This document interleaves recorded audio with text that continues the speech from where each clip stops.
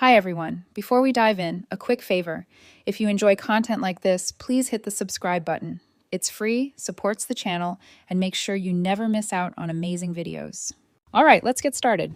So, I've been thinking about this a lot lately because it's Christmas again, and it's bringing up a lot of memories from last year. Honestly, I've been trying not to dwell on it too much, but it's hard when the decorations, music, and general holiday vibes remind me of how everything went down. Last Christmas was when I realized how messed up things were with my family and decided to finally put myself first. For a little background, my name's Rose, and I'm 28 now. I grew up in a small town. It's the kind of place where everyone knows everyone, which sounds cozy until you're the one everyone whispers about. My family was what you'd call average on the outside. Mom, Dad, me, and my little sister, Emily. My grandparents lived with us too for a while, and they were probably the only ones who really cared about me. But I'll get to that. Emily is 7 years younger than me, and from the moment she was born, she was basically the queen of the house. I don't blame her for that. She didn't ask to be the favorite, but it was obvious to everyone, even as a kid. Her birthdays were these huge events with decorations, cakes, and gifts that would make you think she was royalty.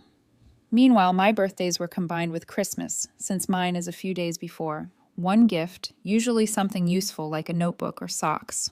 I mean, I get it. Times were tough, but it still felt like I didn't matter as much. It wasn't just birthdays, though.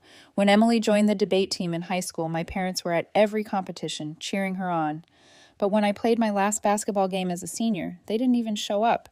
They said they had to take Emily to practice. Stuff like that happened all the time. It wasn't even subtle. Now, my grandparents, they were great. My grandma especially would always try to make me feel included. She'd tell my parents off for ignoring me. But honestly, it didn't change much. When they passed away, both within a few months of each other, it was like the last bit of support I had in that house disappeared. My parents started leaning on me more, but not in the way you'd expect. By the time I graduated high school, I already knew college wasn't in the cards for me. I wanted to study computer science. I was obsessed with coding, building little programs on my own whenever I could, but my parents shut that down immediately. "We don't have the money for that," they said, like that was the end of the conversation. But somehow, they had money for Emily's extracurriculars and private tutors. It hurt, but what could I do? So I moved to the city and got a job at a small tech company doing clerical work. It wasn't glamorous, but it paid the bills, and I was determined to make something of myself. I taught myself to code in my free time, YouTube tutorials, free courses, anything I could get my hands on. After a year or so, I managed to move into an entry-level developer role at the same company. Even though I was finally on my own, my parents were still a big presence in my life. They started calling me every month asking for money. It wasn't framed as a request either. It was more like an expectation. "You know, raising kids isn't cheap," my mom would say, or, "We've done so much for you, it's the least you can do." And yeah, I started sending them money every month. Even though I didn't have much to spare, it didn't stop there. When Emily got accepted into a prestigious law school, I genuinely felt happy for her. Even though things had always been unbalanced between us growing up, I still cared about her. She was my little sister, and I wanted her to do well. My parents called me the day she got her acceptance letter, going on and on about how proud they were. "She's going to be a lawyer," my mom kept saying, like she'd already passed the bar. Of course, the conversation didn't end there. They brought up how expensive law school was and how much Emily would need to succeed. Then came the subtle hints about how I could help. "You know, it would mean so much to her if you could pitch in," my dad said. My mom chimed in, "You're doing so well now. It's only fair to help your sister. After all, we've supported you your whole life." I didn't even argue. Maybe it was the guilt they'd instilled in me over the years. Or maybe I just wanted to believe I was doing the right thing. Emily was always kind to me when we were younger, standing up for me when our parents compared us. I wanted to support her like she had supported me back then. That's why I agreed to help. I ended up covering her first-year tuition, the admission fees, and even some of the living expenses so she could move closer to campus. It wasn't easy. I had to dip into my savings, and for months I lived on a tighter budget just to make it work. At first, it felt worth it. Emily was so grateful, or at least that's how it seemed. She called me a lot in those first few months, thanking me over and over for helping her out. "I wouldn't be able to do this without you, Rose," she said once. I remember feeling a weird mix of pride and relief hearing those words. It was like all the sacrifices I'd made were finally paying off. She'd tell me about her classes and how challenging but exciting they were. "We've got this one professor who's like a total legend in the field," she'd say. "He's tough, but I'm learning so much." I liked hearing about her life, even if I couldn't relate to it. I hadn't gone to college, so I didn't have stories about professors or campus life, but through her, I got a small glimpse of what it was like, and that felt nice. The calls started to slow down after a while. At first, I didn't think much of it. Law school sounded intense, and I figured she was just busy. When she did call, it was usually because she needed something. "Hey, Rose, I'm running low on rent money. Can you help?" Or, "I need this textbook, but it's crazy expensive. Can you send me a bit to cover it?" I always said yes. I told myself it was just temporary, that once she graduated and became a lawyer, everything would even out.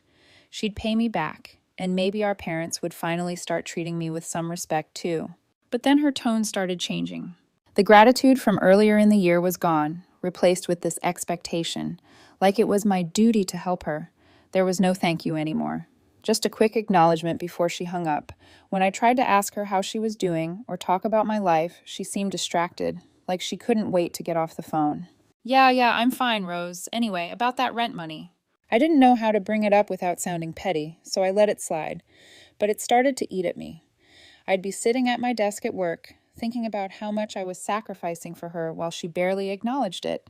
I was skipping out on things I wanted, new clothes, dinners out with friends, even saving for a better apartment, just so she could focus on school without worrying about money. The thing that really got to me was how our parents acted during all of this. Every time they called, it was the same story. "Emily's doing so well. We're so proud of her," they'd gush. If they mentioned me at all, it was only in relation to how I was helping Emily. "It's good that you're supporting her, Rose. That's what family does." Not once did they ask how I was doing. They didn't know about the long hours I was putting in at work or the freelance projects I was taking on just to make ends meet. They didn't know how drained I felt, working nonstop while watching my savings dwindle away. And honestly, I didn't expect them to ask. That's just how it had always been. By the end of Emily's first year, things between us had shifted completely. She didn't call unless she needed something, and when I reached out, she barely responded. I remember one time I texted her asking how her exams went.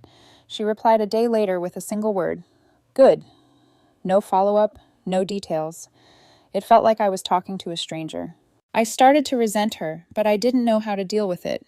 I told myself she was just stressed, that it wasn't personal, but deep down, I couldn't shake the feeling that I was being taken for granted, not just by Emily, but by my parents too. One night I got a call from my mom. She wanted to talk about Emily, of course. "She's doing so well, Rose. You should be proud of her," she said, the same way she always did. I muttered something about how I was glad she was doing well, but I guess my tone gave me away. "What's wrong?" my mom asked, sounding more annoyed than concerned. "Nothing," I said quickly, but then I couldn't stop myself. "It's just, I feel like all I ever do is give. I've been helping Emily nonstop, and it's like no one even notices." There was a long pause before she responded. "Rose, don't be selfish. Emily is doing something important with her life. You're just working in tech. She's going to be a lawyer. You should be happy to support her." That hit me hard. It was like all the work I'd put into building my life didn't matter because I didn't have a fancy title or a degree. I wanted to argue, to defend myself, but I knew it wouldn't change anything. So I just said, "Okay," and hung up. That conversation stuck with me for weeks. I started to see everything more clearly. By that time, I was exhausted, physically, emotionally, and financially. But I didn't know what to do. Cutting them off felt impossible. They were my family, after all. But part of me wondered how much longer I could keep this up before I broke completely. Last Christmas, I got a call from my mom a few weeks before the holiday. She sounded unusually chipper, which immediately put me on edge. Usually when she was in a good mood, it meant she was about to ask for something. But instead of the usual spiel about money, she invited me to a Christmas party at their place. "We're having everyone over this year, relatives, neighbors, even a few of Emily's friends," she said. "It'll be nice to have the whole family together again. You'll come, won't you?" I wasn't sure at first. Going home always came with its share of baggage, and I wasn't in the mood to deal with all that, but she kept pressing. "It's been ages since we all got together," she said, guilt dripping from her voice. "Emily would love to see you, and it's Christmas. Don't you want to spend the holiday with your family?" I agreed. mostly to avoid the endless calls and guilt trips I knew would follow if I said no. Plus, I figured it might be a chance to reconnect with everyone. Maybe things wouldn't be so bad this time. So, I took the train back to town on Christmas Eve, carrying a few small gifts I'd picked up for everyone. Nothing fancy, just little things I thought they'd appreciate. When I got to the house, it was packed. There were relatives I hadn't seen in years, neighbors I barely recognized, and even a few of Emily's old high school friends. The energy in the house was loud and chaotic, but in that festive way that made it feel like Christmas. At first, it was actually kind of nice. I caught up with a couple of cousins, made small talk with some neighbors, and even managed to chat with Emily for a bit. She seemed busy, though, flitting from group to group like she was hosting the whole thing. The evening started to shift when my dad called everyone into the living room. He stood up by the fireplace, holding a glass, and grinning like he was about to announce something big. My mom stood beside him, beaming, and Emily was next to her, looking a little smug. "Thank you all for coming," my dad began. "It's so wonderful to have everyone here to celebrate the holidays. But tonight isn't just about Christmas. It's also about celebrating some incredible news." I had a sinking feeling in my stomach. I knew where this was going. "We're here to celebrate Emily, who's just finished her first year at law school with flying colors," he said. Everyone clapped, and a few people even cheered. My mom jumped in, talking about how proud they were of her, how hard she was working, and how bright her future looked. I clapped along with everyone else, but I couldn't help feeling a little invisible. It wasn't that I wanted a big announcement or anything, but it stung that my parents didn't even mention me. Not a word about how I'd helped pay for Emily's first year, or how I'd been sending money home for years. As the night went on, it got worse. Emily started talking about her law school experiences, and at first, it was kind of interesting, but then she started bragging. "Law school is no joke," she said, loud enough for everyone to hear. "It's not like working a regular 9-to-5 job. It takes real intelligence and dedication. You can't just wing it." I tried to brush it off, but then she made a comment that hit a little too close to home. I mean, coding, that's something anyone can learn online these days. It's not exactly rocket science. I glanced around the room, expecting someone to say something, but instead my parents laughed. My dad even nodded like he agreed. I felt a mix of anger and embarrassment. Here I was, working my ass off to support myself and them, and they were mocking my career like it didn't matter. At one point, a neighbor I'd known since I was a kid came up to me. "Rose, you're doing great, right? I heard you're working in tech," she said with a warm smile. Before I could even respond, my mom jumped in. "Oh, she's doing okay," she said, waving her hand dismissively. "But Emily is the real star of the family. She's going to be a lawyer, you know." My dad chuckled. "Rose is good at what she does, but it's not exactly prestigious." I excused myself and went into the kitchen, pretending to check on the food. I just needed a minute to breathe. I overheard more of their conversation from the kitchen. My mom was telling some relatives about how they had to step in to help Emily because I wasn't pulling my weight. It was like a whole flip of the truth. I'd paid for her tuition. I'd sent them money every month, and yet they still found a way to paint me as the failure. I decided I'd had enough. I grabbed my coat and left. They barely even noticed.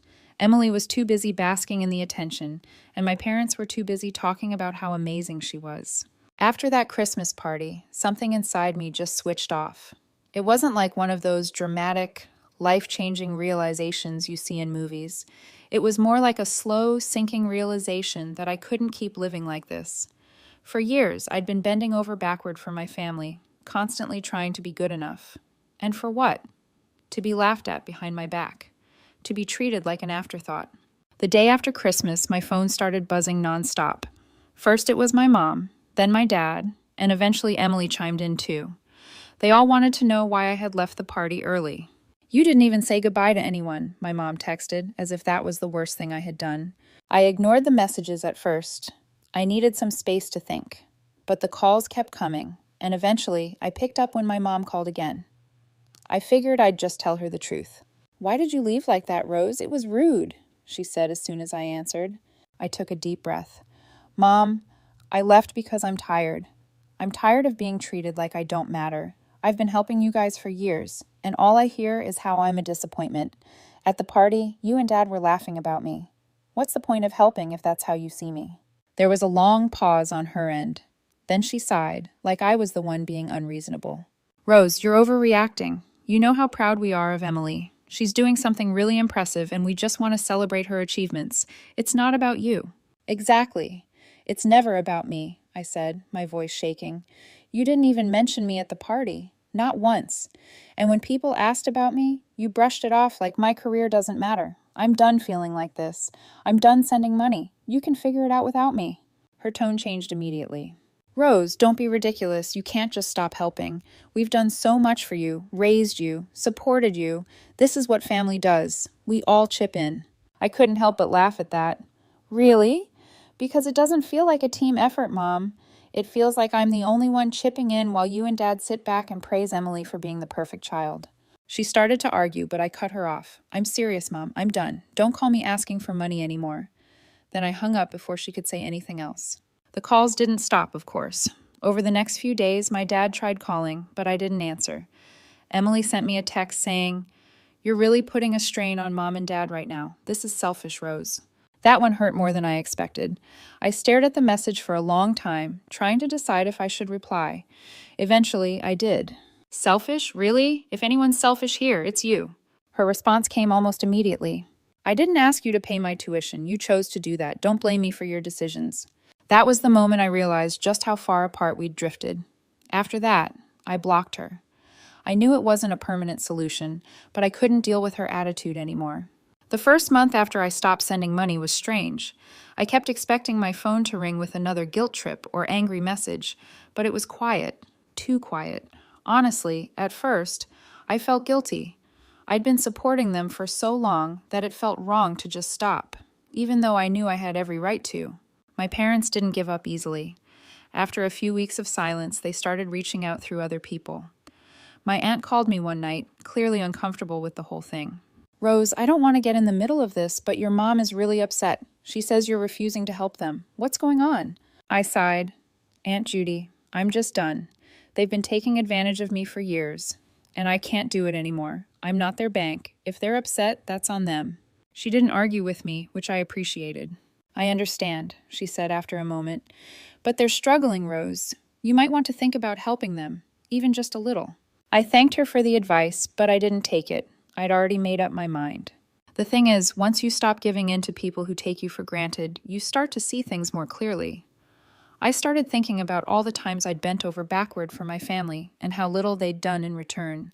When I moved to the city, they didn't help me at all, not even a ride to the train station. When I got my first promotion, they didn't celebrate it. But when Emily got into law school, it was like the second coming of Christ. Looking back, I realized they'd never really seen me as a person with my own goals and dreams. To them, I was just the older sister, the one who had to make sacrifices so Emily could shine. It was a few months after I stopped sending money that Emily finally reached out again. Up until that point, I hadn't heard much from her. After I blocked her, I assumed she'd just moved on, figuring out her own way to manage things. But apparently, things weren't going as smoothly as she'd hoped. I still remember the exact moment she called. It was a Wednesday evening, and I'd just gotten home from work. My phone buzzed, and her name popped up on the screen. For a second, I debated not answering. I mean, what could she possibly have to say that I'd want to hear? But out of curiosity, I picked up. "Rose," she said, her voice tight. No hello, no small talk, just my name. Like she was gearing up for something big. "What's up?" I asked, already bracing myself. She sighed, and I could practically hear her trying to decide how to phrase whatever she was about to say. "Look, I need your help. My tuition for the second year is due, and Mom and Dad said they can't pay it. I've tried to get scholarships, but there's nothing available right now, and I don't know what to do." There it was, the ask. I leaned back in my chair, staring at the ceiling as I tried to process what she was saying. "Emily, I already helped with your first year," I said, keeping my voice as calm as I could. "I told you I couldn't keep doing this. You knew that." Her tone shifted immediately. The desperation was still there, but now it had this sharp edge, like she was getting annoyed with me. "Yeah, but I thought you'd understand how important this is. Rose, if I don't pay, I could get kicked out. Do you have any idea what that would look like? Everyone knows I'm in law school. If I drop out, it'll be humiliating for me and for the family." I sat up straight, her words hitting me like a slap in the face. "Emily, are you seriously more worried about how it'll look than the fact that you might actually get kicked out? That's what you care about?" She didn't even hesitate. "Of course I care about that. I've worked so hard to get here, and I can't let it all fall apart because you suddenly decided to be selfish." There it was, that word again. Selfish. I'd heard it so many times from my parents and now from Emily, and every time it stung a little less. But this time, it just made me angry. Selfish, I repeated, laughing bitterly. Emily, do you even hear yourself right now? Because I finally said no. I'm the selfish one? She let out a frustrated groan, like I was the one being unreasonable. Rose, I'm not asking you to support me forever. Just this one time, okay? I'll pay you back once I'm a lawyer. You know I will. That was the part that really got to me. She didn't even realize what she was asking. To her, it was just this one time. But to me, it was years of being taken for granted. I knew in that moment that if I gave in now, it wouldn't be the last time. There would always be one more thing she needed help with, and I couldn't keep doing it. No, Emily, I said firmly. I'm done. You need to figure this out on your own. She was quiet for a second, and I thought maybe she was trying to process what I said. But then she spoke, and her voice was colder than I'd ever heard it. You know what, Rose? Fine. Be that way. But don't come crying to me when you need something. At least I'm trying to do something with my life, unlike you. I didn't even respond. I just hung up. The next time I heard anything about Emily was through one of our relatives. Apparently, she'd been venting to everyone who would listen about how I refused to help her and how it was my fault that she was struggling. Mom and Dad backed her up, of course, painting me as the villain in this whole situation. Over the next few months, things started to unravel for Emily. Without my financial support, she had to take on part-time work, which ate into her study time. She started falling behind in her classes, and by the end of the semester, she failed a couple of them. I'd be lying if I said I didn't feel a little bad for her. She was clearly in over her head, and it was obvious that Mom and Dad weren't stepping up to help her the way I had. But at the same time, I couldn't bring myself to care as much as I used to. It wasn't my responsibility anymore. Every so often, I'd hear updates through the grapevine about how she was doing. Some relatives tried to make me feel guilty, saying things like, if only you'd helped a little more, maybe things would have turned out differently. But I knew better. Emily's situation wasn't my fault. It was the result of years of entitlement and unrealistic expectations. By the time summer rolled around, I heard she had officially dropped out of law school. Apparently, the stress of trying to balance work and school had been too much, and she couldn't keep up. I didn't feel good about it, but I didn't feel bad either. It was just whatever. After Emily dropped out of law school, things started to spiral for my family. I wasn't directly involved anymore, but the updates came through various relatives and mutual acquaintances. I didn't go looking for the information. It just had a way of finding me. Small towns are like that. The first thing I heard was about Emily moving back in with my parents. She hadn't been able to make it on her own after losing her student status. Apparently, the part-time job she had wasn't enough to cover her rent, and without being enrolled in school, she couldn't qualify for the scholarship she'd been banking on. So back she went, tail between her legs, to the same house where she had been the star child just a few years ago. At first, I figured my parents would be happy to have her back. I mean, she was their golden child. But from what I heard, things weren't exactly smooth sailing. It turns out that Emily had grown used to living on her own and wasn't thrilled about being under their roof again. She clashed with them constantly, about money, about house rules, about everything. One of our old neighbors, Mrs. Bailey, ran into me at the grocery store when I was in town visiting a friend and filled me in on some of the details. She was the type who loved gossip and didn't seem to care whether it was her place to share. Rose, I don't mean to pry, she started, which was a clear sign that she absolutely did. But I've been hearing some arguments coming from your parents' house. Everything all right over there? I shrugged, trying to seem indifferent. I wouldn't know, Mrs. Bailey. I haven't talked to them in a while. She gave me a look that said she didn't believe me, but kept going anyway. Well, it's just that Emily seems to be struggling a bit. I see her around town sometimes, and she doesn't look too happy. And your father? Well, let's just say he's not his usual cheerful self. The next big update came from my aunt, who called me one evening. I hadn't spoken to her much since everything went down, but she was always the one in the family who tried to mediate conflicts. Rose, she said, her voice heavy with concern, I just wanted to let you know that things are getting tough for your parents. I leaned back in my chair, already bracing for the guilt trip. What's going on? Well, she started, drawing out the word, your dad lost his job a few weeks ago. There was some kind of incident at work. I don't know the full story, but he had to resign. And your mom, bless her, she's been trying to pick up more hours at the grocery store, but it's not enough. I didn't say anything right away. Part of me felt bad for them. Losing a job is never easy, especially at their age. but another part of me couldn't help but think that maybe this was karma catching up with them. I just thought you should know, my aunt continued. They're really struggling to make ends meet, and with Emily back home, well, it's been hard on everyone. I took a deep breath before responding. I appreciate you letting me know, Aunt Judy, but there's nothing I can do. I've already done more than my fair share for them. She didn't argue after that, but the call left me feeling uneasy. I wasn't second-guessing my decision, but it was hard not to think about how things had gotten to this point. As the months went by, I started hearing more about how things were falling apart at home. My dad, once the breadwinner, was now struggling to find work. Apparently, his incident at work had been serious enough, reputation-related, that it was making it hard for him to get hired anywhere else. Meanwhile, my mom was burning herself out trying to pick up the slack, working as many shifts as she could. And then there was Emily. She wasn't working much from what I heard. She spent most of her time at home playing video games and scrolling through social media. She'd gone from being the golden child to a 20-something living in her parents' basement.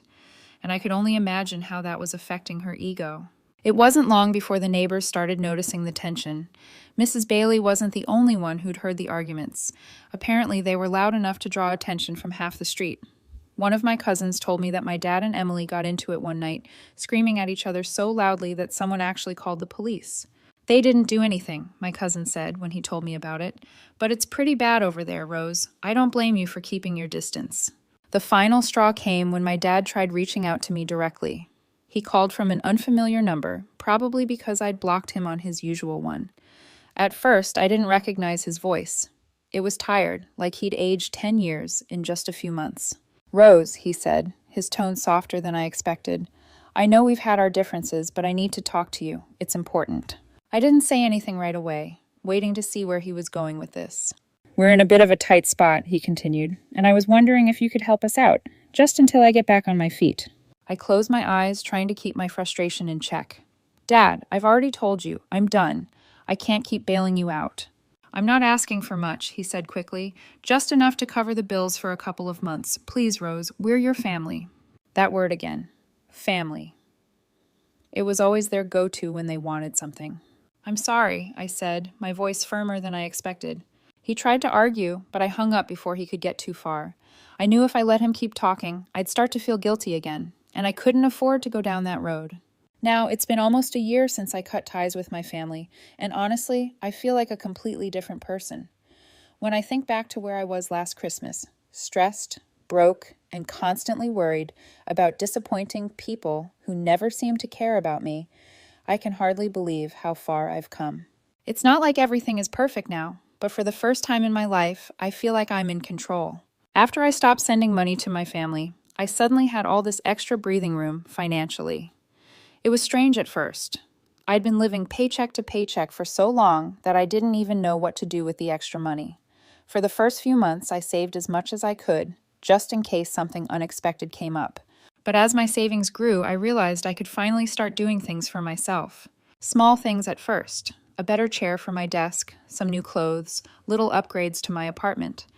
It wasn't anything extravagant, but it felt good to finally invest in myself. Work has been a huge focus for me this past year, and I've made some big strides. Not long after everything went down with my family, I got a promotion at my company. I'm now leading a small team of developers, and we've been working on a project that could really put us on the map. It's exciting, but it's also a lot of pressure.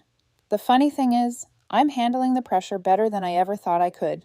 I think cutting ties with my family freed up so much mental energy that I can now put into my work. I don't have that constant weight on my shoulders anymore. The guilt, the obligation, the stress of trying to please people who never appreciated me. For the first time, I feel like I'm actually good at what I do. I don't mean that in a braggy way. It's just that I've stopped doubting myself so much. Before, every time I achieved something, I'd hear my parents' voices in my head, downplaying it or comparing it to Emily's accomplishments. But now, those voices are gone, and it feels incredible. One of the biggest changes in my life has been deciding to go back to school. This was something I never thought I'd get the chance to do. Growing up, college always felt like this unattainable dream. My parents made it clear they wouldn't help me with tuition, and for a long time, I just accepted that I'd never have the opportunity. But now, with my finances in a much better place, I've started taking online classes in business management. It's been a challenge balancing work and school, but it's a challenge I actually enjoy. I'm learning so much, and I'm already seeing how I can apply some of it to my job. Eventually, I'd love to start my own business. That's the long-term goal. I don't know exactly what it'll look like yet, maybe a software company or a consulting firm, but the idea of being my own boss is really motivating me. Socially, things have been different. Cutting ties with my family hasn't been easy to explain to people, especially new friends or coworkers. When someone asks about my family, I usually just give a vague answer like, "We're not really in touch." Most people don't push further, but every now and then, someone will ask, "Why not?" It's hard to sum up years of dysfunction in a single sentence. Sometimes I just say we had different priorities and leave it at that. But the truth is, I don't really care what people think about it anymore. I used to feel ashamed, like I'd failed as a daughter or a sister, but now I realize that walking away was the best thing I could have done for my own well-being. As for my family, I haven't heard much from them recently.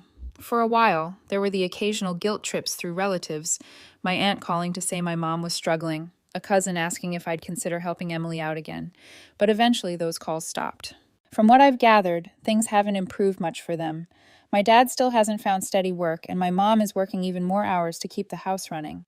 Emily, last I heard, was still living at home and not doing much of anything.